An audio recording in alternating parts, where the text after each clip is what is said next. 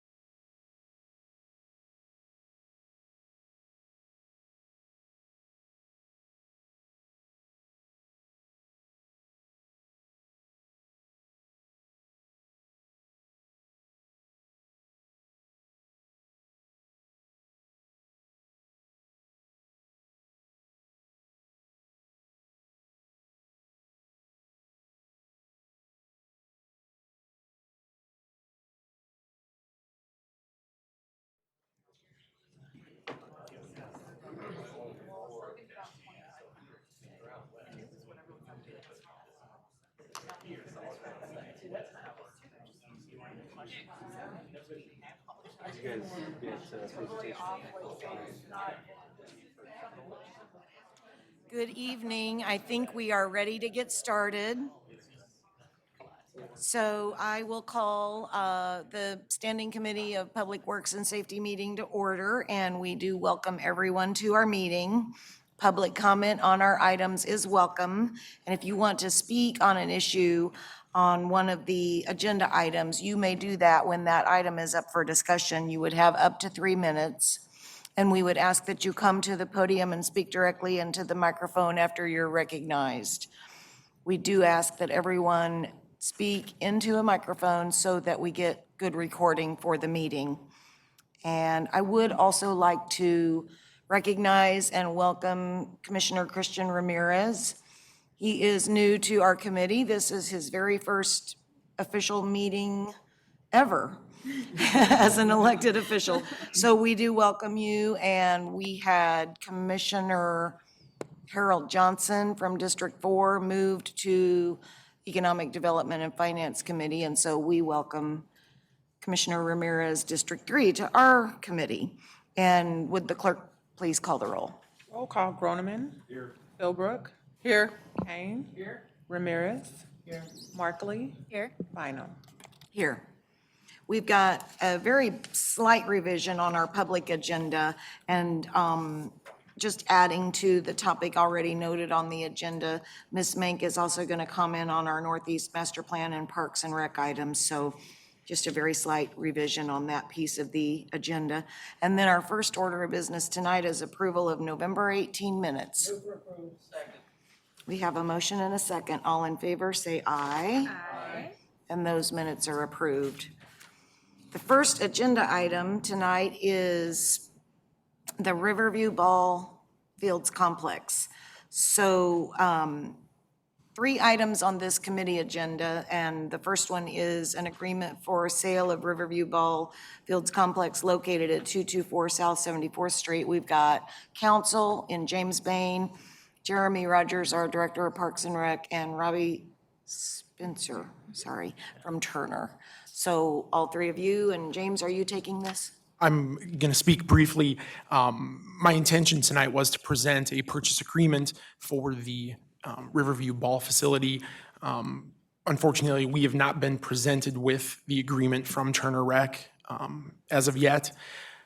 Jeremy and Robbie are here to visit about the proposal, answer any questions you may have, but we don't have an agreement to vote on tonight. Presumably, in the future, we would be presented with that agreement from Turner Rec. And so is that changing our action from voting to information?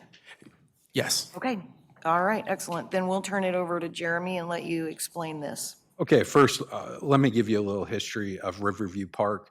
There's 5 ball fields there. It's been owned by the UG or by the city since its inception as a park. It was operated by the Wyandotte County Softball Association until the late 1990s. After that, that agreement dissolved, Turner Recreation came in, and the UG partnered with Turner Rec to operate and maintain that complex. So the UG has not touched that park in 30 plus years, from what I could find in my research.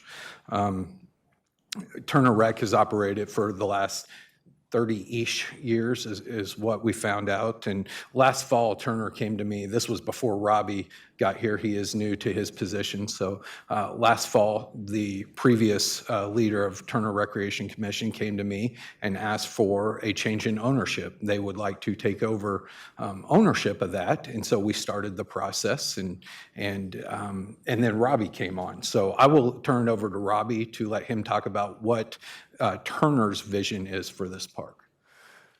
Thank you for having me. First, I want to apologize about the contract. We're just been trying to get a hold of our attorney to make sure we get it finalized. Hopefully, we can have it done by next month. But anyways, as Jerry said, I'm new here, so I'm just kind of catching up the speed on everything that's kind of involved. But just when I first came on our board, kind of just it directed me towards this ball or this complex. I will say that we don't have any concrete plans of what we want to do with it, only because we're in the planning stage. But we do have an idea. I've done several projects like this before, so it's going to take a lot of money, a lot of partnerships, sponsorships, so forth, funding to be able to get this built. So it's going to be an ongoing process. We project anywhere from putting in $1 to $3, $4, $5 million in the future, depending on what we want. A lot of our projects are on hold because of this, because we want to have some sort of plan on every single park that we have, and this would be incorporated within that vision. So a lot of our plans are contingent on this. So I apologize, I don't have anything concrete. But we do have plans, and the board has presented me with I've presented the board with ideas on what we could do with it. But right now, as Jeremy said, we've been maintaining it.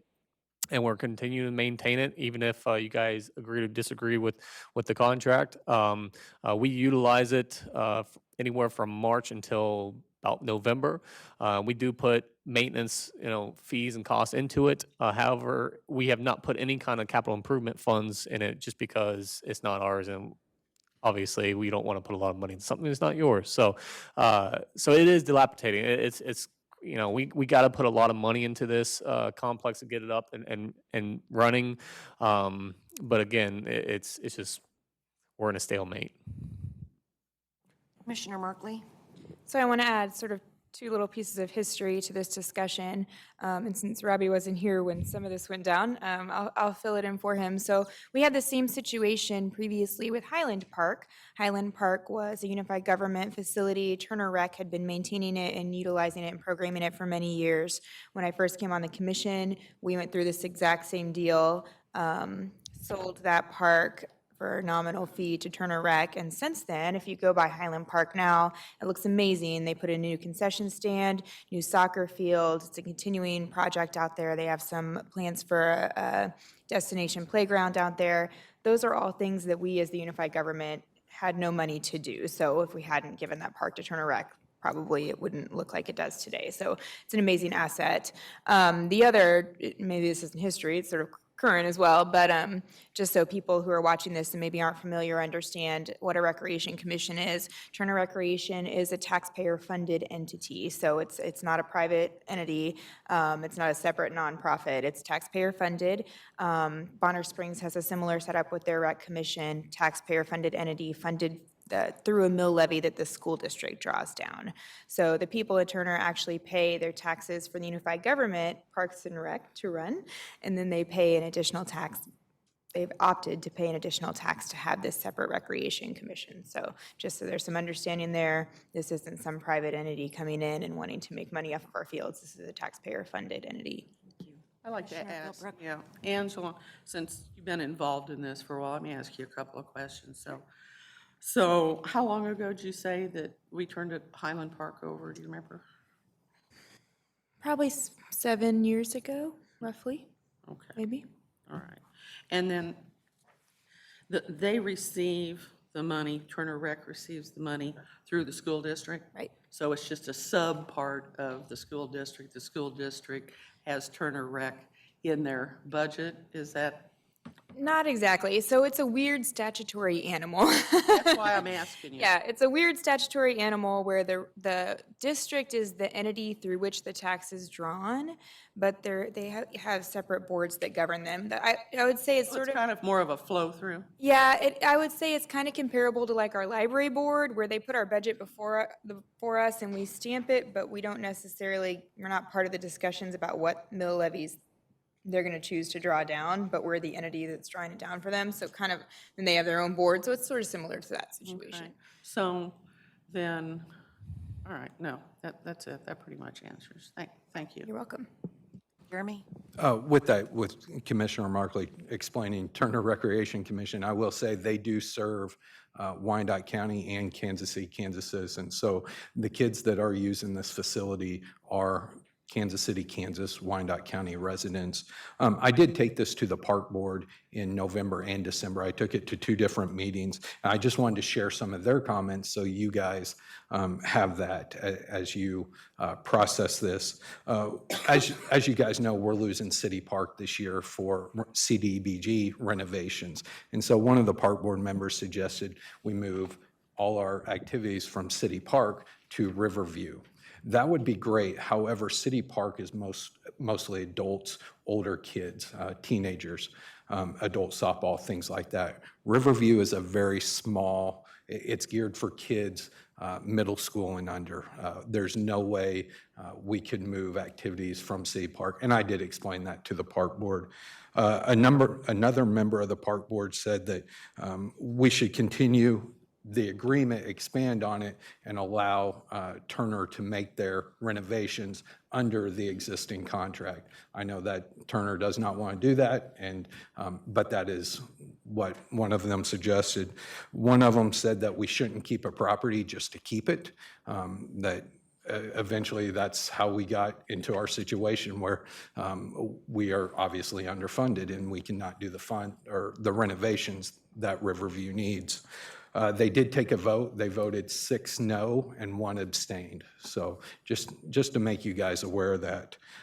Another thing that this ties into the 2007 master plan, 2017 master plan that the commission funded. It talks about doing public-private partnerships and finding ways that when we can't renovate a park, to find those partnerships to run those parks. Again, it's still serving Kansas City, Kansas, Wyandotte County citizens. Some of the things specifically to Riverview that the master plan called for was renovate the parking lot, improve signage, renovate fields and fencing, and replace the restroom concession facilities, all which Robbie spoke about needed to be done, and that's their plan. So. Commissioner? Yes. So I read all the stuff, and I talked to at least a couple of the park board folks about this, and a lot of it sounds great, okay? But I'm one of those people, I want to see it in black and white. I want to see the agreements before I will agree to sign off on anything, because the devil's in the details. Okay, that's number one. Number two, I want to know a little bit about what our contract was with Turner in the past. How did that, what are the nutshell points on that? They paid us $1, and they operate and maintain the facility. Any maintenance, they did all the mowing, they did all the maintaining. We did not touch that Was part. that, so that was a renewable contract every year? Is that how that read, or how did that read? It was an interlocal agreement from back in 2008. Okay, And it did have, well, bottom line, if we would not need an interlocal today. So the law has changed since back in 2008. okay. And so if this were What brand else is new new? So, yeah. today, Yeah. there would be no need for an interlocal agreement. So what good is it, well, so we don't need one. So, there are places, and I don't want to compare us to Hawaii, but, I mean, we only have a certain amount of property. And looking at it from that angle, is it possible to do a long-term lease that would allow them to, at a low amount, that would allow them to do all this work, give them access to this property and right to use it, but we still retain the ownership? And I mean, for a long period of time. So the money you put in it, you would be able to see, the benefit of it for however many years you think that money would work. Does that make sense at all? I mean, do you understand what I'm saying? Yeah, I understand. I will say, I don't think that our board will agree to that, just because, putting a lot of money into something and still not owning it is not, I don't think is the smartest thing for us, to do. So that could not even be an option. Is that what I'm hearing you say? As far as putting renovations into it, no, but we are open to continuing our lease agreement if that's something you guys still want to do, but we would not putting high capital project funding into it. Interesting. All right, thanks. Commissioner Markley? I think you got to think of it if it were in reverse and we were saying, we want to lease this land and we're going to put a big ball stadium on it and we're going to only lease it for 30 years. We wouldn't do that deal because that's bad stewardship. So all Robbie's saying is, I got to be a good steward of my taxpayer dollars. If I'm going to take my taxpayer dollars and I'm going to put it into this facility, I need to be able to tell my taxpayers that it's theirs. We wouldn't do the deal in reverse if we had to tell our taxpayers, we're going to put all this money into it, but it's not going to be ours. And in 30 years, somebody could come and take it back.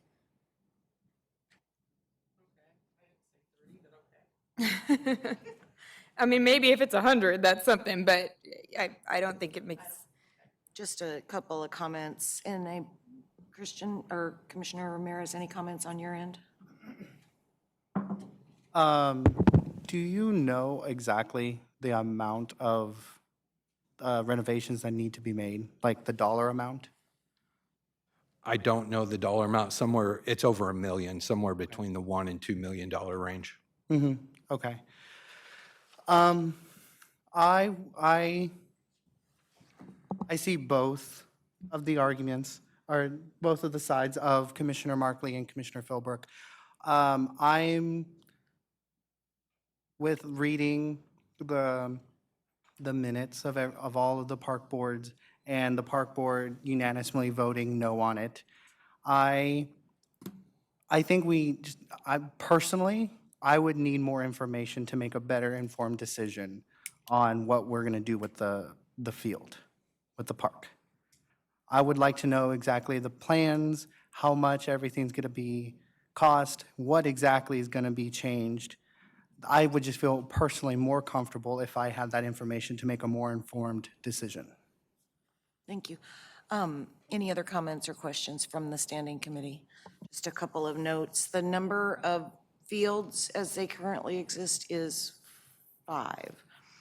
And I know that there's a discussion of a possible, once we do have a purchase agreement, that there's a discussion of a reverter clause such that if and when Turner Rec did not want to continue owning the property, it would come back to the unified government before it went anywhere else. Is that correct? That's correct.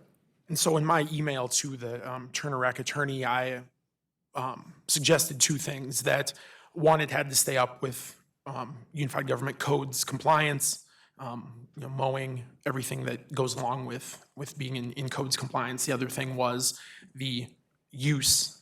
I suggested 30 days a year. It had to be used for recreation. So if they lost a program, they could still have weekend baseball tournaments, 15 weekends a year, and comply. But certainly if you have a different number in mind of days that it needs to be used. Okay.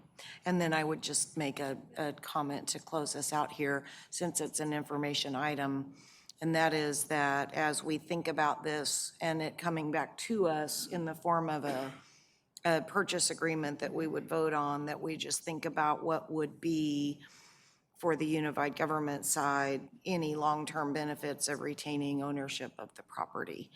So I would, hope we'd take that under consideration as we look at going into a purchase agreement. Any person from our public want to address this item? If so, please come up to the podium. Okay, this is an information-only item, so it will come back to us possibly next month, and we thank you all for being here. Yeah, thank you, guys. All right, item 2 is our amended benefit district policy, and we have Jeff Fisher, our Director of Public Works. And I believe, Mr. Fisher, you are going to make this presentation. Yes, ma'am. Thank you. Good evening. For the new commissioners' benefit, maybe some of the public, this was born out of an experience staff had with a neighborhood here in the recent past. That neighborhood was very interested in creating a benefit district, went through a lot of work to vet that out with that community, and although we may still do some things in that community in the future, the benefit district did not come to fruition. But out of that, we learned a lot about our process, and so this policy is to enhance how we do those things and make improvements. And there were a few things, and this, I think we were in November at this standing committee, and I went through this draft policy, and there were a few things that this body wanted to address, and I'll try to highlight those with James' help. One is the initial petition, statement of interest. We decided 80% participation, and then in the second round, 66%. Then we also had some discussion about the initial application fee. That is still at $2,000, but certainly can be reduced if the standing committee would like to do that. And then we included this to cover sewer benefit districts as well. So a neighborhood can apply through this policy for stormwater, curb, sidewalk, sewer, and this policy covers all of that. There was also one item about the period of time, James, you might be able to help me, is the petition is valid, and I believe that's 120 days. And so between the application fee and the 120 days, I think that we got mixed feedback on in the last meeting. So if there's a desire to change either of those, we can certainly do that before it goes to full commission. And then the final change was the step after the formal petition was filed, that the petitioner would have a meeting with the commission to find out the interest in the commission of using unified government funds to help the improvement. So if I'm understanding correctly, the changes that you're bringing are the ones that we discussed when we brought this policy revision forward in November. Yes, ma'am. And it's all in our packet, including in the minutes from that meeting where we had a pretty extensive presentation. Yes. And so the revisions that have been made are, I think, or maybe there's only actually a couple of revisions. One of them was to include sewer, Yes. in addition to stormwater, curbs, sidewalk, other infrastructure improvements that are allowable under the benefit district policy. We left the application fee at 2,000. Yes. The percentages did not change, 80 and 66? Or those are new? I believe those are as a result of that last discussion. Okay, because those were brought forward At a higher during level. the discussion at that meeting. Yes. Okay. And is there one more that I'm missing? 120 days. That wasn't changed. Yeah, the 120 days wasn't changed, but there was discussion around that, so. I didn't, I'm sorry. So it reads an application fee of $2,000 or $20 per resident owner, whichever is less. Got it. Oh, that's right. Okay, thank you. Commissioner Kane? Thank you. We did put This that is in. a result of what we asked you to do. I think it is too. I think it is. It is? Isn't that nice? I think they're just bringing back the revisions we asked for. I do have a couple of questions. Okay, Do you have any questions? Commissioner, is that? Okay, okay, Commissioner Philbrook. Okay, so not being a lawyer, I'm stomping into the lawyer grounds here. So under procedure, where it says pre-application meeting, all of those says may. And may to me is an individual, human. Sounds like you can pick and choose whether you do it or not versus you shall, you have to comply with. So, so is this just kind of like policy if we say may? Does that make sense? Do you understand the question? Well, the first, the applicant may schedule a meeting with designated, that's if they need further explanations. I think may is probably appropriate. Okay. And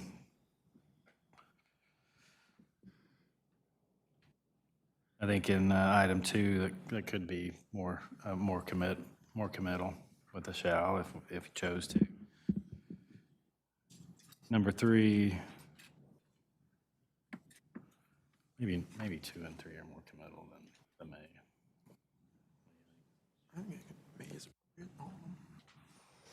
Sorry, guys, I'm just being picky because, when we start setting policy / are these, definites, are we may or, is it may or shall? Mike, why don't you jump in because I can see you. Shall is a more appropriate word.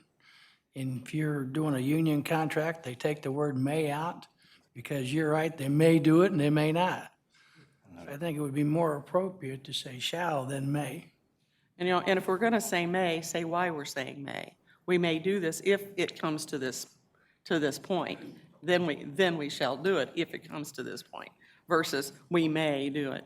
Why are we saying may? So that's my, Since items, the 2 and 3 are the UG committing to the interested party, shall would be fine. I think in number 1, I think that's really I think may is still appropriate.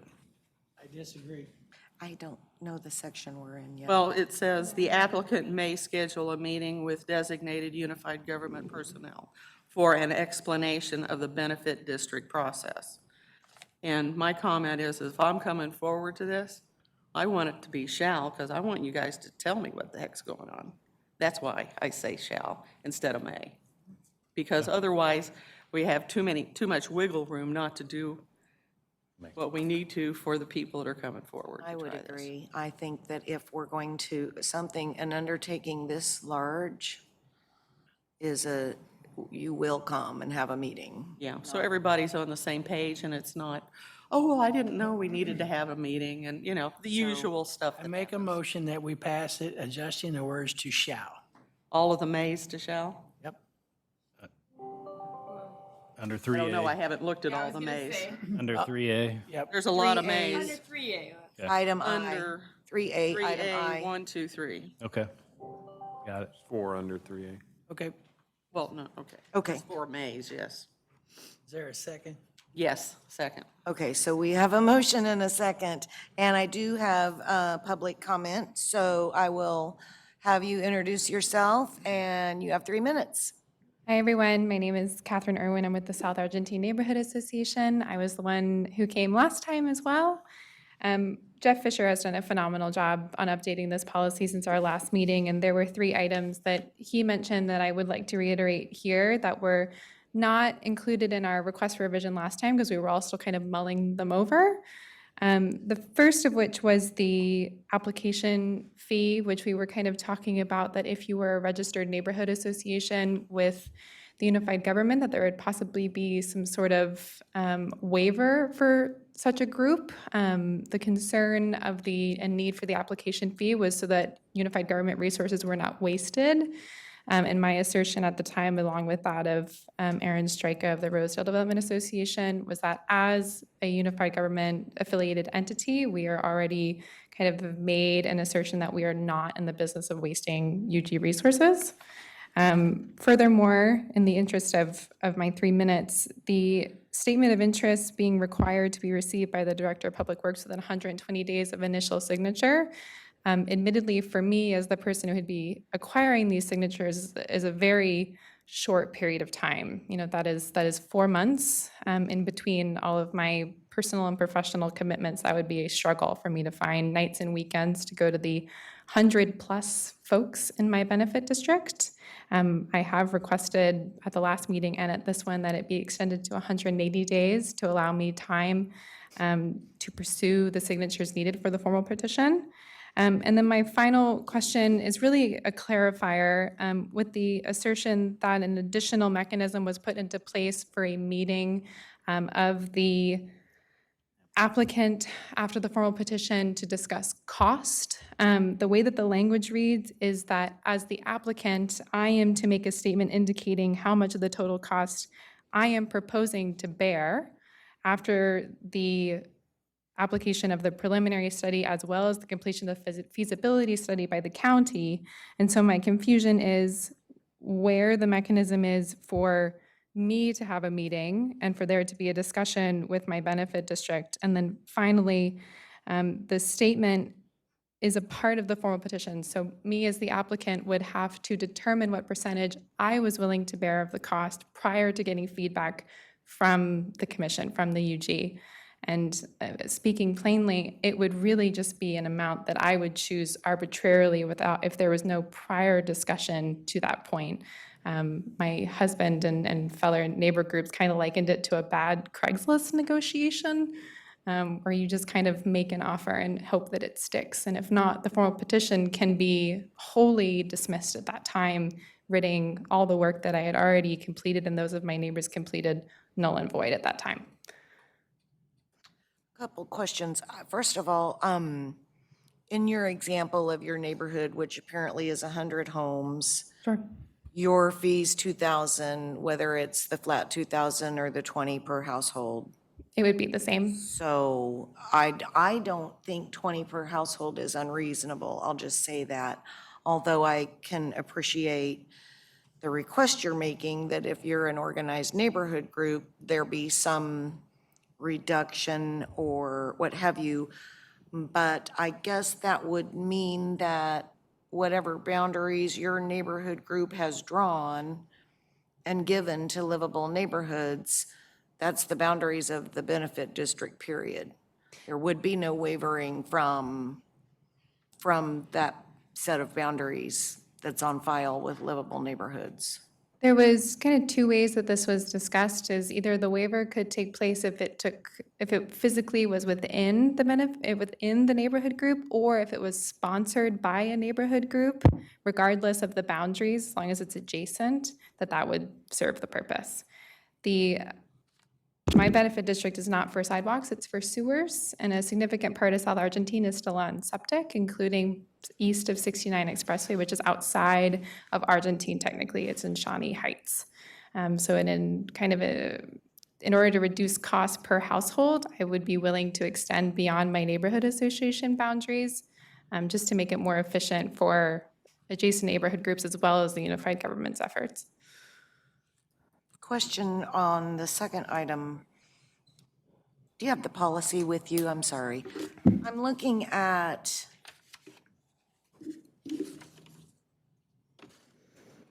in the statement of interest. Is this where we are referencing 180 rather than 120 days?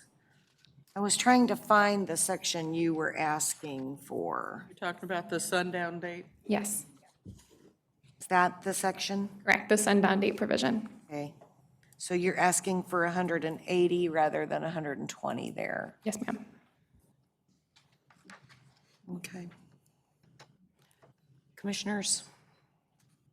Jeff, how would that affect you guys? Would it affect you a lot on giving a little bit more time if they need it, you know? Versus 120, I know. But the problem is when you have boots on the ground and you're trying to find people, it's a lot easier said than done, as you well know. Yeah, it probably varies from neighborhood to neighborhood, how much turnover you have and whether or not 180 is more appropriate. That in the next statement is where we explain why. And No, I understand that. I'm just asking, you know, I'd really like to hear from the other commissioners about their opinion on 120 versus I 180. can understand the purpose. We just lived through that, so I understand the purpose, but I don't think 40 more days puts us in that jeopardy. That's just an opinion on the number of days. Or, excuse me, 60 more days. It's okay, we still love you. 180 days, I don't think is, I don't believe staff has an objection to okay, that. so we, Find my motion to 180 days. 180, thank Second. you, Commissioner, thank you. Now, any other comments or questions on this item? Because we've allowed for one revision. Well, excuse me, we've changed the The Mays may to shall, and now we're going to modify the 120 days to 180. Commissioner Markley. I was just going to ask Jeff to respond to his thoughts on proposing the percentage allocation that you're willing to pay. So talk about how you envision that process sort of working. And if they say 30% and we would have rather it been 35, like what is the process that you envision that negotiation having? You'll give me just a second. Yeah. I want to say something before, Yes. while they're looking. And so the original concept is that the group actually pay 100% and pay it off by putting something onto their bill for those properties. That's the original part to it. So I think coming into it, assuming that you're going to pay 15% and the government's going to pay 85% could be a big problem, okay? So when you come into this, you need to be, I'm just telling you, you need to be thinking about how much each individual is going to be able to handle a levy if it's 100%, you know, between all these people. That's why they talk about it up front. How much is this total thing going to cost? So I'm just, you know, I really don't want people to think this is going to be a giveaway program. But I can understand her concern where if you come in Like, if the unified government would have been willing to pay 10%, but you say, no, we're going to pay it all, then of course we're going to be like, okay, great, you know? But if they come in and it's somewhere in the range, we also don't want to reject them and not say, by the way, if you would have given 1% more, we would have been on board. So I'm just wondering how we envision that process working. Well, We also had an issue to where one family agreed to this and then sold their house. So the folks that were buying the house didn't know anything until it actually happened. So, you know, there's some things that can happen in this process that we don't know about. And the family who was one of the families that spearheaded this issue and then left because they got a better deal somewhere else. So there's a lot of eggs to be walking on here. Yeah. Let's We see. can't pay for everything. That's right. I Mr. think to Fisher. answer the commissioner's question, it's simply just the project is scoped and then estimated that is provided to that neighborhood, and they together determine what they believe is viable and that they can afford. They present that, and then we bring it before the commission, and this is a proposal, and then the commission decides where to go from there. Okay. So the commission could potentially say, we can't do it if you're going to pay this percentage, but we do it if you're going to pay this percentage. So we would be the mechanism that Always the had that commission. negotiation. Always the commissioner's prerogative. Yep. We would be part of the mechanism. Yeah, part of the mechanism. Yeah, we're hoping that you come forward, the group, you know, the city comes forward with their best deal before they drop it in our lap. Other questions or comments? We do have a motion and a second. Roll call. Roll call, Groneman. Philbrook. Aye. Kane. Ramirez. Markley. Aye. Bynum. Aye. And that passes. Thank you very much. Now, I think, Mr. Fisher, you're going to stay. We're going to talk about CMIP. All right. Thank you. In December, staff proposed and highlighted a new system for determining how CMIP projects are selected and included in the 5-year CIP. And that seemed to be well received, and that the commission asked that staff use that system to score and rank 2020 projects against the coming 5-year CIP. And so Robbie Anderson and his team have done an exceptional job of doing that, I believe, so I'm gonna let him highlight that for us. And then I believe Kathleen Von Etchen, the CFO, was instrumental too.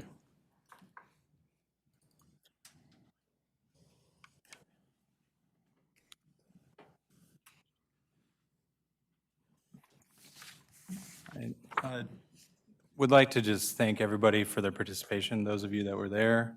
I really appreciate the time and thought you had in the discussion. And I'll do a quick review. Happy to see a new member here. So why do we need to think about capital? I think we kind of just had a really good intro into why, right? We kind of reviewed tangentially the real cost of infrastructure and thinking consciously about what we choose to do. So we need to come up with a plan and an approach, a methodology, in order to provide a deliberate approach to building and constructing the CMIP. Last fall, we went out and requested that you give us some input on the project rankings. I appreciate your effort in that process. Between yourselves and the Planning Commission, we developed a criteria ranking. This is what we came up with. This is what I used to compute the project ranking scores using data. So to kind of retouch on that, why we need to prioritize, we can't afford to do all these projects in a given 5-year CMIP. So this is just to overwhelm you and make you understand that we need help. So we have to design a system to analyze all the different needs that we have and prioritize them so that we have the best impact on the community. So we identify the needs, those needs then get mapped. We run that mapped project against various data sets that we've assembled into the parcel data. And then we take those project area buffers and we score the projects against each other across various criteria that you've outlined for us. And we run it through various tools to calculate that. And we have some shorthand notes that we produce for you to illustrate the different scores of the projects. And I would like to thank my team and the CFO for her input on improving this. So one of the things we've done is the number that on this sheet says years to fund a project was a little, it could be misleading. We had that discussion in December. So I took the true tax revenue and multiplied it by the rate of inflation. So that it's the delta, theoretical delta in the next year that could potentially pay for the project. In addition to that, we have generated an estimated spatial distribution of the pilot and the sales taxes.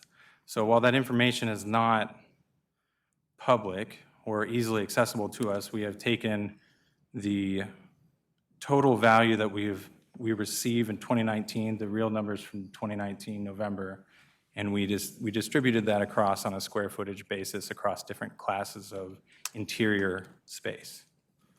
So kind of a rough estimate of the density of those different revenues. And they had to be occupied too. So if it had received mail in the last 90 days, then it got calculated as paying for the pilot, for example, or paying sales tax. I'll jump out to this real fast.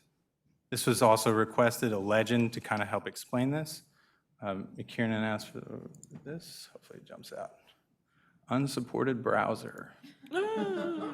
Need Chrome on here. Should take that personally, Alan. Okay. Gotcha. Thank you. It's good to have our IT director.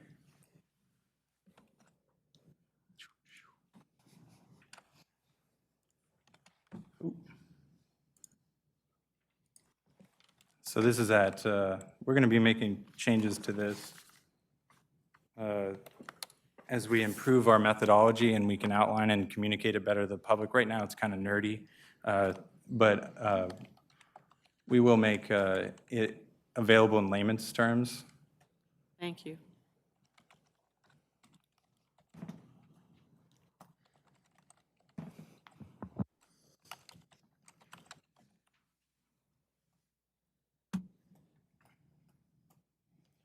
So that infographic's been called out into numbers here and described below, kind of a brief description of what information is feeding that.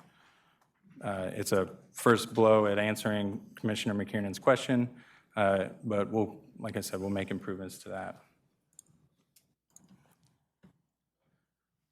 So these are the steps we've already done. I've kind of briefly gone through this already, so I'm not going to linger too long on this, but we've developed a process for scoring the projects, and the next step that we're working on now is developing different scenarios for budgets into the future so that we can be ready to present you with those for 21.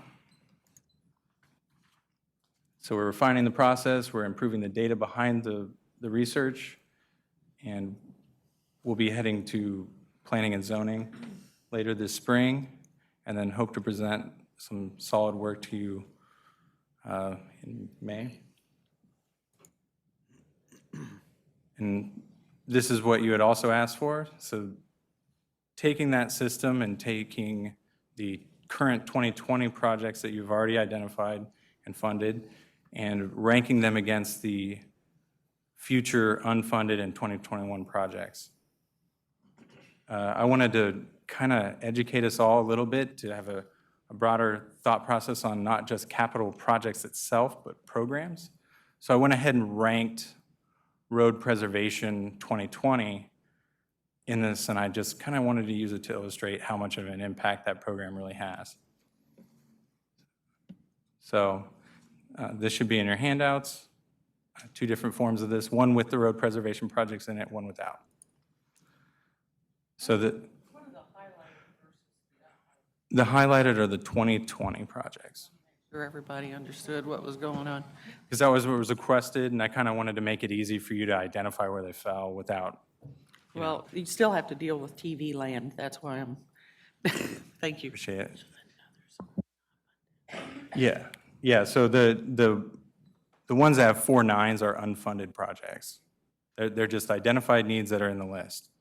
So I kind of wanted to show that the 2020 projects that had been highlighted kind of are scattered all over this ranking list, right? So that illustrates the purpose behind having a deliberate approach. How do we get more targeted and more effective at our ability to impact and improve the lives in our community? So with that, open the discussion. Just to touch on what you just said, these are identified 2020 CMIP projects. And yet when we rank them, this is how they fall when we use the ranking system. Correct. And you're telling us that now, in the event, I imagine, that we might want to change anything? Oh, Or are we going to stay with this? I'll take that. Thank you. Mr. Bach. By the way, thanks for being here. Sure. We feel so special. It's good to be County Administrator Bach, go ahead. So the intent of this was just a comparable analysis. The 2020 projects, staff has already gone forward with, so we're fully intending to complete those. I believe when we were in the special session with Commissioner Walters brought this up and said he would like to see how they shook out. Sure. So now, as you think about using this criteria, it would show you something like jail repairs didn't really fall up in the top area to where, you know, maybe we would have funded or we would have had to think about other things why we would move it up. But 2020 is really set, going, that's approved budget, staff's already working on all these and they're underway. But it probably does, it does really stimulate good question to come to it to say, why did the 55th Street Bridge that you have there that's down 70th on the list, why did it score so low in this comparable? And maybe there's something you want to add to your criteria, because we did rank it up and we need to change something to make it rank better, or look at it and say, well, you know, when you shake it out that way, And we probably shouldn't have did it yet. And bridges kind of highlight some of the issues with using this methodology all the time, and that's why we need human input to review it, because a bridge might be critical infrastructure and important for a separate reason, even though it doesn't have a ton of adjacent tax roll, for example, because it exists right away over the river or something. So there's reasons why something might fall low on this list, and we just need to look at it, test it out. This is another smell test for us to see if this works for you guys. Like facilitate commerce. Can we go Yeah. back to the one on Leavenworth Road, please? What was that? The one on Leavenworth Road, what, 63rd to 78th Street? Yeah. I think it's, there you go. Yeah, there you go. We identified some of these issues some time ago, and this one here is a perfect example. We started in and we knew we were working our way out. And I wouldn't want to change our momentum in a situation like that to where, because you got to get all your ducks in a row for everybody to BPU, the rest of the groups that run cable and stuff like that. So I like it. And I think I don't know about jail repairs, but I think we brought some of this to staff. And if there's a priority that we're thinking about, I would think we'd want to tell them, well, I also have this priority, not really change what they got, but add to. Yes, Administrator Bach. I think to Commissioner Kane's point, Rob, is there a way for us to put into the criteria somewhere that hits coordination with other projects? Yeah, so that's That's one of the criterion that's in the list. So it's in there now, it's just this one didn't score much? It's actually an exemplary project for coordination. I think it's kind of taught BPU and the UG a lot of organizational lessons, and I think we're all getting better because of it. So, So, the other thing is that, you know, the commission wasn't fully aware of just how lengthy maybe this unfunded needs list was. well, that's true. But I agree with Commissioner Kane. I mean, it's the end of a long process, so we certainly wouldn't move that one out of our 2020. That wouldn't make any sense. Well, And not every project's eligible for federal dollars. right. North Road is, obviously. Kathleen? Well, I was just going to comment on the jail improvements. You know, we're doing some other jail improvements. We're issuing bonds next month on them, but, you know, maybe it just has a limited constituency, those inmates that are in the jail, you know, it doesn't really improve the land value, but, you know, it's a mandate because we're required to provide, you know, Right. livable conditions in the jails. Yeah, and I could see where that one maybe isn't, you know, hitting on a bunch of cylinders here, but it's very much, we need it. Yeah. And it's practical, Like- timing wise. So like what Doug said, maybe we need to kind of tweak some. See, yeah, area. if there's a way to, but other than that, I mean, I'm very interested in how 2021 is going to shake out using this tool. Yes, sir. Should we share this information at a special session with the other commissioners? I think it's I mean, I know I want them all to see it. Our emphasis for coming to standing committee was we're out in for another month and a half or so before we really could get it in a special session. So we wanted you all to have it, see where this shook up. They would have that I mean, they'll see this sheet, they'll be given it. It's just a difference of the presentation of knowing kind of your insight on it. All right, thank you. so Doug, so with that, I guess that means that you're looking forward to some feedback from the commission that's here on any suggestions on how we can possibly change the criteria to make things shake out better? Is that Yeah, what I'm or if hearing? you look, I mean, the good thing about it was, if you go up one more slide or two, the number one project was at least one we took at and funded. So I mean, when I look at the top Right. grouping without this criteria put in place, you know, what do you got, 4, 5, 6 of them here in the top 15. So it wasn't like it didn't parallel our process before, wasn't completely foreign to what was going on here. It does look like it was the UG buildings and bridge projects that really fell out and probably need some work in those regards as to, because we can't go forward, we know we're not going to go forward and never repair a bridge again, you know, so something's missing. Well, we can just in that get rid of a regard. few of them. I will state that this methodology definitely favors linear projects. So projects that cover a greater distance, they're going to score better because they touch more parcels.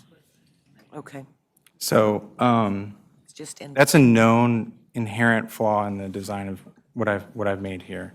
And that's why it's up to the secondary review process to really think through, how do we assemble a real CMIP? The other thing is, when funding happens, right, you know, this might look like buckshot for your guys' 2020 projects, right? You've hit some stuff on the top page, you've hit some stuff in the middle, some stuff's fallen to the bottom. But in a realistic CMIP, we're not going to be able to pull all the highest costing projects in a given year. That's just not feasible. I do think, I mean, speaking of funding, maybe it's captured here, but someone said here, you know, federal funding, number one, it doesn't apply to every project, but when it's available, should that be in this criteria list? Well, you know, that's something for a broader discussion. You know, when we do apply for federal funds, it ties us up for years. True. And it dictates how we prioritize projects. Okay, true. Commissioner Kane. On the safe routes, what is it, the Piper Middle School is 122nd and Leavenworth Road, Lynn? the Piper Middle School, because we were talking about this the other day at the Safe Routes. I think we should add that to one of the list. We went out there and met with the principal and some concerned parents, because if you're coming from the east currently, or the west for that matter, there's nothing there. And they have a handful of walkers, but once they get the other school done, I think there'll be a few more walkers. So you want to add Piper East? What do they call that? There are a few new, Yeah, well, you were there. yeah, I was there with Commissioner, and there are a few new ones that we still have to run through this system that will be there when we get to May. I just, Yep. if you can add that, it'd be great. Yep. Okay. Anything else on this item? Thank you so much. Thank you. Commissioner Markway. I just have to make my obligatory comment that if we'd have asked for this information sheet that you've produced for each project 7 years ago, we would have been told flat, no, that cannot happen. So I just want everybody to recognize that this is an amazing feat to be able to supply this information to us so we can try to make better decisions. And it's something that we couldn't have done in the past. We just didn't have the know-how or the technology or the availability. I don't know what all of those things together perhaps, but it's just good to have this information available. Yeah, and for me, it looks like you jumped out on those skinny branches, you know, and were willing to take the chance that you could put all this stuff together that let us do our jobs. And so thank you for hanging on to those branches. And, you know, just keep working like you are, because it's really phenomenal. I'm amazed. Thank you. All right, thank you very much. Anyone else? Okay. All right, that is an information item, and it is our last agenda item. And we have one speaker on our public agenda tonight. We have Tashir Mank, and here she is. Come forward to the microphone, please. How are you? Up to 5 minutes, and your topics, according to our documents, are the Northeast Master Plan, Parks and Rec, and then I think Night Hoops program. Welcome. Tashir Mank, Kansas City, Kansas. I was coming forward, as you know, the Night Hoops program was a very successful program here in Wyandotte County. And Parks and Rec told me that the reason why they no longer ran the program is because previously the law enforcement officers had to have volunteer hours, so they would volunteer. And now Parks and Rec cannot afford to pay the officers because they no longer have to volunteer for that. So I was trying to find out if we could work something out so that we could bring that program back for our kids. I was coming here also, the recreation centers. So 3 of the recreation centers, which would be Bethany, Kensington, and Bee-Lee, do not have air conditioning in the gymnasium, Wi-Fi, or metal detectors. 4 of the recreation centers have no real programming going on at them. Nothing that would really interest the kids. Kids aren't coming out. I read over the programs and they're pretty boring down this way. Piper and Turner have some better programs out that way. So I was wondering maybe if we upgraded the buildings and put some better programming, then we would be getting better use from our recreation centers. If we can spend $28 million on the jail for the babies, then we should be able to give Parks and Rec just a little bit more money to help our babies out for the prevention of filling up the jail. And as far as the Northeast Master Plan goes, I kind of just wanted to know what was the next project that would be completed on there, and about how long will it be for the grocery store, and is there any, has there been any talk of like an employment training program for the Northeast side, or new jobs coming to the Northeast side?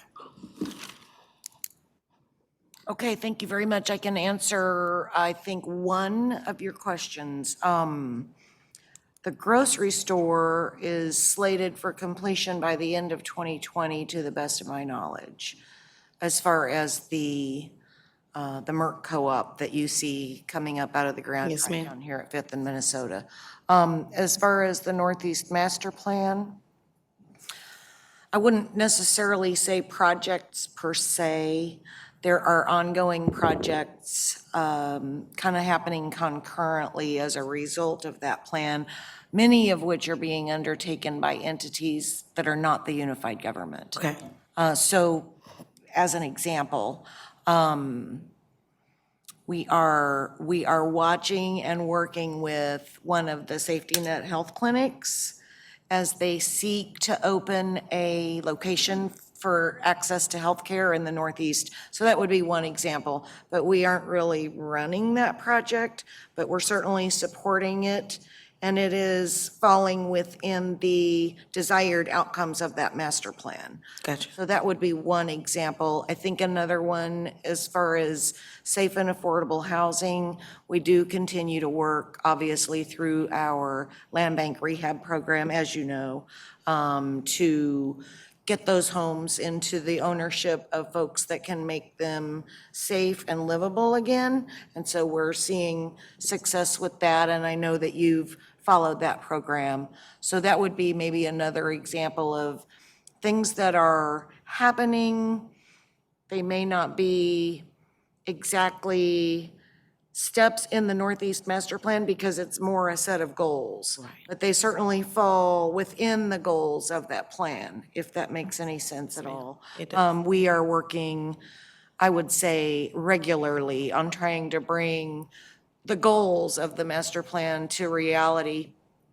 And then just, I agree with you as far as the need for upgrades in our rec centers. One of the items, and I can give you this document when we are done.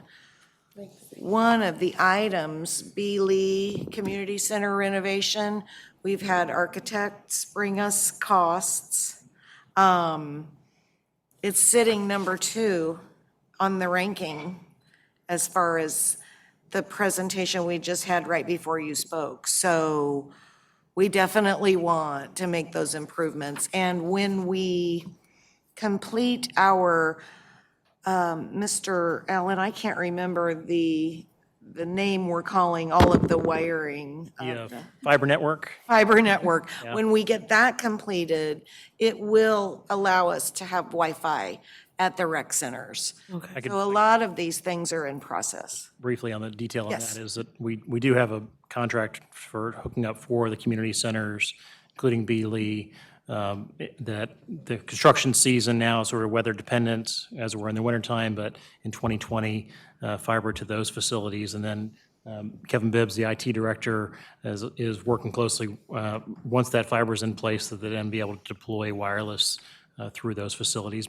So our goal is by the end of 2020 to have wireless access Good. publicly available in those community centers. So we are getting there, and those concerns are heard, and we agree. Thank you. So thank you very much for being here. Thank you. Can I talk to the training part? You were asking about training. So, the community college is moving back downtown. Okay. We also have some other folks that are working with them. They're in process of talking with District 500. There are some other things going on that's just in the mix. It's just a big swirl right now. And I will tell you that, and then Workforce Partnership is involved with all that. So there's a lot going on, and they're trying to bring a lot of things down. Do you guys, I'm sorry if my time is up, but do you post any of this stuff on your online? Like, where could I Well, just go so to find? I cannot post any of this because I'm not an official representative of any of those people except Workforce Partnership, which I am on the board. And so you can get on the Workforce Partnership, get on Kansas Works and pull up Workforce Partnership Area 3, look on that. And if you have any questions, call them and they can direct you, okay, in a direction on what's happening with that. You can also call the community college and ask them what they're up to. Those would be your 2 best points right now. Yes, thank you. You're welcome. Very much. And that is the conclusion of Public Works and Safety, and we are adjourned. Mr. Groneman, thank you as always. Mr. Bach, thank you very much, and this meeting's adjourned, and we will hand it over to Commissioner Markley. Stay tuned for the exciting sequel.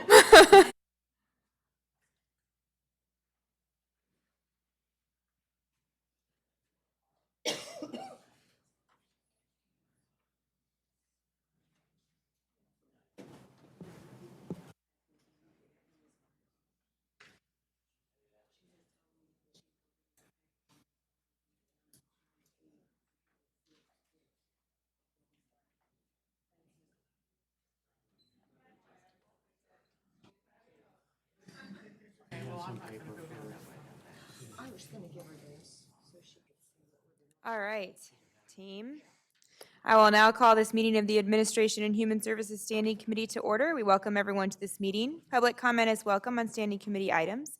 Anyone wishing to speak on any item on the standing committee agenda may do so when the item is up for discussion. You'll have up to 3 minutes to state your comments. Please come forward to the microphone and you'll be recognized. For accurate recording purposes, we ask all present to speak directly into a microphone. Would the clerk please call the roll? Roll call. Philbrook. Here. Kane. Ramirez. Here. Bynum. Here. Markley. Here, we have one revision under the public agenda. At the request of Mr. Novak, his appearance will be moved from tonight's agenda to February 24th, so should no one on our public agenda tonight after that movement. Our first order of business is the minutes from October 24th. We have a motion and a second for approval of our minutes from October and November. All in favor signify by saying aye. Opposed, same sign. Those minutes have been approved. We have 2 items on our committee agenda this evening. Item 1 is a presentation and discussion regarding amendments to our Code of Ordinances, and I'll ask Jeff Conway, Assistant Counsel, or I'll ask Ken Moore, Chief Legal Counsel, who doesn't look like Jeff, to talk about this item. I know, we feel very blessed. Oh, thank you. I feel blessed also. This has come to your attention because of a recent change in the Kansas statutes. You know, the Consolidation Study Report was initially adopted and set the offices for the commission and when those terms began. And of course, then we were in, April spring elections. And then in 2015, the Kansas legislature changed that cycle to change all of the spring elections to an August and November cycle. They also set the beginning of the office to the second Monday in January. Well, they recently authorized municipalities to basically set their own term. And this is kind of a history of it. Since 1968, the general election was always in the spring, and then you took office in the first meeting after the April election, after the results were certified. In 98 is when we added the Register of Deeds and the sheriff to the municipal offices that were there with the other UG offices. And as I indicated, in 2015, the legislature moved those spring elections to November. And then so in response to that, in 2016, the commission amended our code, section 2-52, to conform with that. Well, so now we have an option to look at switching that date to some other date. And it's a window of time. You can either do it anytime after December the 1st, or up to and no later than the second Monday in January, which is currently the deadline. So the questions basically are that, should the commission alter the term of office commencement date? And if so, should we include all offices? My information is that Nancy Burns, Register of Deed, she's agreeable to that. The Sheriff, Don Ash, may have some reservations. And the statute is basically has some flexibility in what officers can be included. So if we do alter it, if you do choose to alter it, should we also change your appointments to the various UG boards and commissions? Because those terms as a default start on April the 1st, so that date can also be moved up. And we could also take an opportunity to standardize some more of those provisions. So, Ken, didn't we change it when we went through all of the different committees that the commissioner that the people in these different committees are at will to the commissioner that appointed them, number one? Well, I don't believe that's the case. Right. No, I Because mean, that's not what I heard. I sat through months of meetings, and I will tell you, there are only certain committees where they are attached to the commissioner. Most of them, they're in there for their term, regardless of who the commissioner is. And I guess the way I kind of look at that is that the commissioners appoint the person for a term, so that's a set time, but that's also approved by the commission. It's not just a commissioner appointment and then that's final. It's approved by the commission.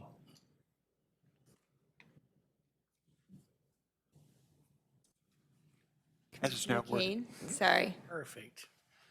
You know, how long did you have to wait before you got sworn in?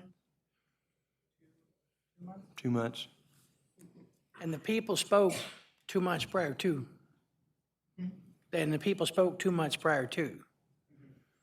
I would think that you'd want it as close after the election as possible and put, you know, the sheriff and Nancy and all the appointed people at the same time, just for the sake of argument. And because some people, after they get beat, don't show up. Well, there's, these I think are, at least to me, are for discussion, some of the options. Because even though the election's early in November, the results aren't certified after the canvass. And there's a period of time after the canvass before the results are certified. And then you have, because of the Thanksgiving holiday, there's kind of a window there. So you can set it for one of the 2 commission meetings in December, because we typically have 2. Or if you don't want the person to come in, they're sworn in, they have a, you know, sit down for the first meeting, you could have it on another day, and I basically kind of picked, you know, randomly the Monday before that second commission meeting in December. I would think that Kenny was right, maybe the Monday before the second commission meeting, because it's a long time and, you know, they kind of threw us a curve when they switched us from the spring to the fall, and then you got this big, long gap. Well, I think that would close the gap and help whoever was recently reelected or elected, so you wouldn't feel like, wow, when's this going to start or when's this going to stop? So do we have to make a motion for that? Or is this just an information? Well, this is for kind of discussion, because we'd come back to you with the ordinances drafted the way as you give us guidance. I do agree with, I'm fine with this Monday after the second commission meeting idea. I do agree that personally, I feel like we should put all the offices on one day. I feel like it's weird and confusing to have half people sworn in on one day and somebody else sworn in on a different day. As far as the committees, I think we set those rollover dates based on the election being in November already, right? So they are, what we don't want is you to come into office and you have to immediately appoint a whole bunch of people, like they're supposed to be appointed the day you come into office. So if we're only changing this by a month and we already had it set up so most of them rolled over in April, I'm okay with leaving it in April. I still think that's appropriate. It gives the person enough time to start to fill all of those offices. Sadly, I think that there are a lot of seats open for a lot of commissioners out there where the commissioner's been in here for years. So I can only imagine when you're first coming in and you're trying to fill those seats, you really don't want to be doing that on January 1st when you were sworn in 2 weeks ago. That's just my opinion. There's 2 things that may affect that. One is that the way it's written now, the person in the office holds over to the replacements appointed. So you could move it up to give you the chance to appoint the person if you wanted to do so. But if it took longer to do it just because you need to learn more about the people or the boards, you could have additional time. Is that true for all of them, though, or just for some of them? Well, I wasn't sure all of them had the holdover language. The general language is that way. Yeah. The general language is that way, and in looking at this in this context, there's some things about that we'd like to clean up too, and make more of them standardized, particularly the ones that the UG Commission created and controls. There's some state statutes that govern the different commissions that, I mean, they are what they are. We can't really alter that much. But the ones that are created by the unified government, we'd like to have another bite of that apple, I think, clean that up again, even if we left the commencement date the same. So Ken, when you talk about cleaning up the language and prepping these ordinances to bring to us, are you going to include that then, the boards and commissions language as well? I'd like to do that unless. Okay, that would be great. I've been confused for a good long while. I'm reappointing people and having those terms expire 6 months later, and I've just been very confused, so. Yeah. If we can get them all on the same schedule, that would be awesome. Okay. Any discussion? So is there some consensus around this idea of the second Monday in December and of what offices should be on that so that we can? I agree that all offices should be on that. And we're saying in December rather than January. Correct. Is it, I'm thinking the Monday before the second meeting? The Monday prior to the second meeting of December. Because usually our December meetings are the first and second week, because then we try to not meet that last half, so. I'm good with that. Commissioner Ramirez.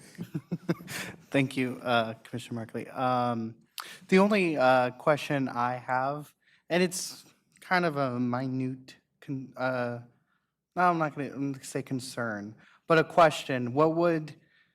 Because when I came in, there was 2 months before I was sworn in, and there was a lot that the staff had to do within those 2 months. How much would this affect the staff? That's the only small, minute thing that I have is how much would it affect the staff if we were to, by 1 month, bring it up to by 1 month? Well, Mr. Bach discussed that, in his staff meetings. And so that's one of the things we wanted to do by kind of having some middle ground and, a little bit later in December. We probably have a full week in December to go through in addition to the time in November, to go over those things. And so we thought that allowed enough time to do the orientation and the main things that a new commissioner want before they took office. Okay. So.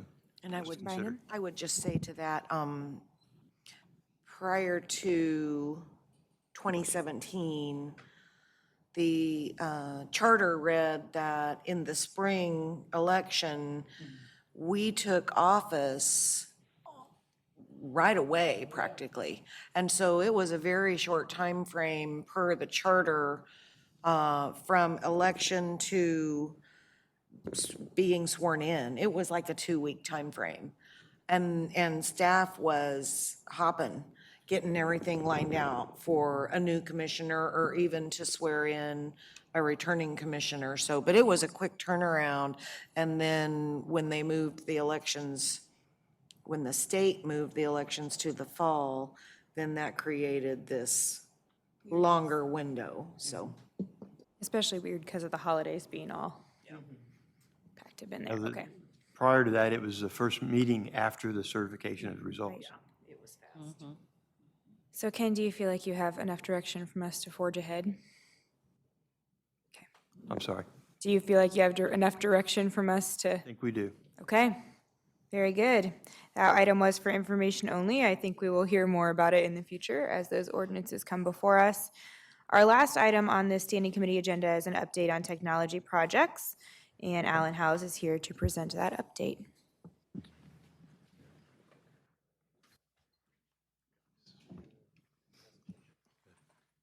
All right, good evening, Commissioners. You have the mouse? There you go. You got it? All right. Our last item here is a brief update on 2 projects that we're bringing for you this evening. Try and get in the habit of giving you sort of regular periodic updates on some of the significant technology projects, similar to like we do other capital projects. I'm joined with me this evening by Anthony Miller, who's our manager of our performance and innovation team, and Abby Ecker, who's a project manager. They'll be talking about 2 projects, Parks and Recreation software and an online permitting and plan review software. And just to kind of, before they jump into it, to note that the role of the performance and innovation team is really to serve as project managers to work with departments. So we're an internal service organization that works with departments and helps them through the process of identifying their requirements, selecting vendors, implementing software effectively, and delivering results for the organization. And the reason that we set it up that way is so that we have a replicable set of methodology, and so we can learn as we go through this and not make the similar mistakes in different software implementations across departments, since it's not the sort of the core competency or core function of departments to implement software and technology. So with that, I'll turn it over to Anthony, who's going to get us started here this evening.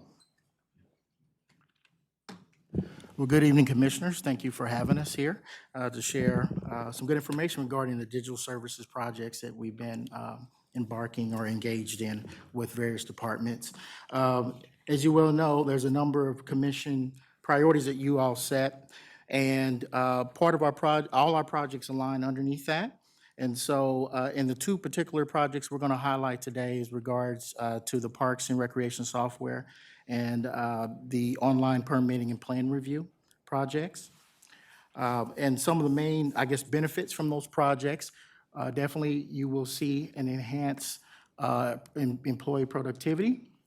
For example, one of the benefits, there's under the online permitting software, you will see scheduling functionality that will be enhanced for those field inspectors at the Neighborhood Resource Center.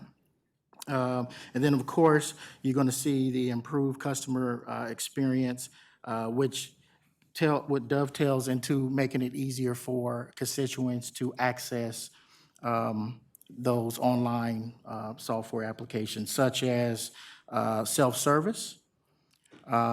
So a constituent will be able to, once these software systems are stood up, they'll be able to go online and perform, for instance, online registration for parks, for instance, as well as other activities for the Neighborhood Resource Center. This journey has been ongoing for some time, and as you could see on the bottom part of the roadmap there, there's a number of activities that are highlighted in yellow font that we've already kind of completed there. The MyWICO Payments in 311 app, the municipal courts payments, and court date requests is also on app as well. The burn exception permit with the fire department, as well as the appraiser forms with the appraiser. And then which leaves a number of activities, or I should say projects that we are that will continue to enhance the digital services journey, which is, and we're getting to that, the parks reservations, the building permits, and plan reviews for the Neighborhood Resource Center and planning departments. So when we meet with departments, we try to have kind of a structured approach, and in that, mainly to focus on stakeholder engagement by communicating often, and also, most importantly, I think taking a holistic look at those systems. So I think a lot of times when you get software, you kind of have the impression that it's just going to make life better. And so I think this gives us an opportunity, and department's opportunity, of course, to kind of step back, look at some of those processes, and look and see what the best practices are. Also, some recommended practices that a lot of times the vendor could be able to bear in these discussions before you lay that software solution on top. So that kind of gives us a good opportunity at that time to kind of hit a pause button and do those kind of activities. Sure. And I'm Abby Ecker, and I get the fun job. So I get to work with all of our teams here at the UG, and the vendor may bring the software, but the change is really happening with the teams. So it's great that our office gets to be a part of that. So as Alan said, right now, so I've been working with the Parks team. They've been doing a really great job at looking at how are they doing business right now, and really where do they want to be in a few months. So throughout that process, we've looked at, what are other communities doing? What exactly do customers want when they come to us? So in doing that, we've been working more so with finding the right tool that's going to help all those things happen. Really, we're looking at things like less time spent working on schedules, definitely more time spent or more time allowed for working on programs. So one of the big things really right now, when I first started working with this team and I learned about, waiting in line on January 2nd to get your shelter. Next year, stay at home, stay warm. You can do it on your phone. So with that, really, if you can go to the next one. So up to now, we've been working on that design function that Anthony talked about, really making sure that we're going to get this right. Teams have looked at their rules. Of course, when you bring in a software system, you have to ask, why do we have this rule and does it still apply? So we're doing a lot of that right now. But moving forward, just within the next couple of months, we're looking at, of course, updating those community centers, making sure our hardware is right, working on Wi-Fi access and things like that, like Alan mentioned, and really just making sure that the design goals we have are actually being built. You can expect around April 1st, hopefully we will have this rolled out to the public. The idea is that we have the opportunity beforehand to get customers used to doing business that way. It's of course going to be drastically different, but very positive change, very positive effects coming out of this project. Of course. On that second, can you go back to that other slide? So on phase 2, when you're talking about updating community center computers and networks, are these the ones that our folks who work for UG have access to, or is this like you go in and somebody who's there has access, who's using the facility, to find out if there's programs or whatever, what's going on at that location? Which is that, or is it both? Sure. No, thank you for your question, Commissioner. That's more of kind of a next level question, really. When we talk about the community center computers, we're talking about the systems on which an employee would be using. But I certainly think with this project, as well as the Excel and Plan Review project, there's certainly an opportunity for us to take that design goal in mind and look at whether or not it's feasible to make that like a kiosk scenario available for the public. We've certainly looked at it. So, thank you very much. Commissioner, I'll just add that similar to the way City Hall is set up, where you've got a private UG network and a public UG network, and the public network is open and available to the public. For anybody who comes into City Hall, that same sort of network configuration would be used in the community center, so that there would be, one of the goals, and we recognize that people are using the community centers in lots of different ways, and they might want to come there and have practice for basketball and then do their homework using the Wi-Fi availability. So recognizing that there's a set of community needs that we can help to provide by having an open wireless system there. And then this software is also mobile enabled, so it adjusts to the size of the device that you're on and is much more mobile friendly. Thank you. I'm glad it adjusts, because I think mine's running out of space. So, and just a quick other note on that, really, when you have goals like this, when designing out, new programs, like, we also want to make sure we have an overarching goal. And I think really what we're looking at now, especially with Angel and her team, is how can we make, as we, our team looks at all of these different digital services, how can we make an experience for the public that's as streamlined as possible? And I guess so, we have some continuity among these different projects. So that's another theme here, really. So I'm also excited to tell you guys more about what we've been doing with online planning and permit applications. You've heard a lot up until now about Excella. Excella is coming. Excella is here. So I get to be the very lucky one to talk about this. So right now, of course, we're looking at how can we make that entire process, start to finish, from where a customer enters their application to all the way down to the internal sausage making of looking at that plan and then actually submitting that permit. How can we make this all part of one experience? Again, part of that continuity factor that we're really looking for. So looking at all of those different features like tracking, making sure that customers know exactly where to look and how they can check up and get updates as they go through the process. Very, very big advancements here. Another great thing that we're hoping to offer right as we jump into all these other wonderful things with this process, taking online payment. So whether that be an application fee all at once or several payments throughout the process, we now have the ability to take different business rules into account as we design out how we accept payment.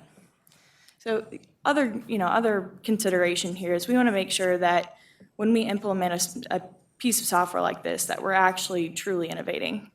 A lot of great advancements come with streamlining that process internally, but also just giving our staff more time out in the field, less time at a desk. Being smart about those workflows and exactly how we're structuring, how we engage with the system. So up to this point, we've done a lot of work. I'm sorry? I want to ask a question about the interconnectivity. When you talk about interdepartmental, are we talking about like between, so codes and then the planning department and a lot of and the inspectors and everything else? You're talking about this being interconnectivity, is that what we're talking about between departments? I'm just trying to understand what you're. Sure. No, yes, that's the intention. Okay, so how many of our departments would be interconnected in this process? It's a very good question. So I tend to be a bit siloed in my thinking. I look at them as modules. So we would, of course, have planning, building inspection, business licensing, code enforcement, now Public Works, and I'm sure I'm forgetting something else. Well, that's fine. I was just trying to get the overall scope, make sure that I understood the overall scope and the other folks out there, because I know there's a lot of builders and other people that have projects that would really like to have this going. Of course. Thank you. No, thank you. Abby, you might just give the commission kind of the timeline, because we have not selected the online permitting yet. We're in the process of doing that, so. Right.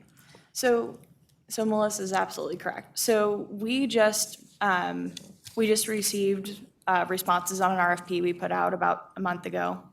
Right now, we're in the process of selecting, but that process will be very, again, to use my favorite word, interconnected with all of this work we're doing with Excella to make sure that we really get this right. With those two systems working simultaneously in a lot of places, it's a really good opportunity for us to open up both and make sure we're looking at all the right details and asking the questions we need to. So to make this even more complicated, and I'm going to throw this in here. So let's say I want to pull a license to get my house painted, okay? Well, can I connect to a list of approved contractors or people that have licenses to paint in Wyandotte County or Kansas City, Kansas? You see what I'm saying? I do. Because there's a lot of people out there that don't realize that they should use a licensed contractor to do these things. And so if it has an automatic link to painters, plumbing, HVAC, fences, people, roofers, decks, concrete, flat work, all that kind of stuff that you have to pull a permit to do, then maybe they more than likely will use a person they should be using when they get that permit. Thank you, Commissioner. That's an excellent question. So with Excella Citizen Access, that would be the citizen platform where you would go to either enter your application or look up licenses. You would be able to do that. I think that's an interesting next step piece to make that maybe more visible to a resident, certainly. Yeah, because I've had several, people who ask me, so, hey, how do I know, who really has, a license to do business in Wyandotte County? Not, hey, Joe, I know somebody, and he'd be more than happy to come by and paint your house for you, and he doesn't pull a permit, and then you get caught, et cetera, et cetera. And so that's why I'm asking that, to try to give as much information and guidance to folks who want to be great citizens and intend to be, but sometimes don't know how. Thanks. Thank you. Sure. So as Melissa said, as we're going through right now and we're doing some of this construction with our cloud environment, Also doing more back-end work on making sure that all of that data architecture is up to date, so it really truly works the way we expect it to on the citizen access side. We're also, during that very valuable discovery process, looking at these plan review systems to make sure that they work the way we expect them to. Also making some quick fixes. We have a meeting with our internal stakeholders next week. It's going to be a very deep dive back into, we've already looked at several design concepts. Now we're actually working on how do we build these out to get that intended result. So that's going to be one of those places where we get to see and we can actually show internal stakeholders, here are some of the quick fixes. Let's maybe see if we can find some more.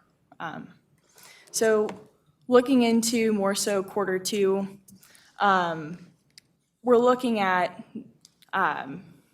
really getting the public acquainted with that citizen access portal. It's going to be a bit different. There's certainly a lot of benefits to it, but we want to make sure there's as much information for contractors as necessary so they know exactly on day one when that system goes live, how are they going to be doing business with us. A lot of help throughout that process. And then at that point, we would expect to be implementing our plan review software after we've made a selection.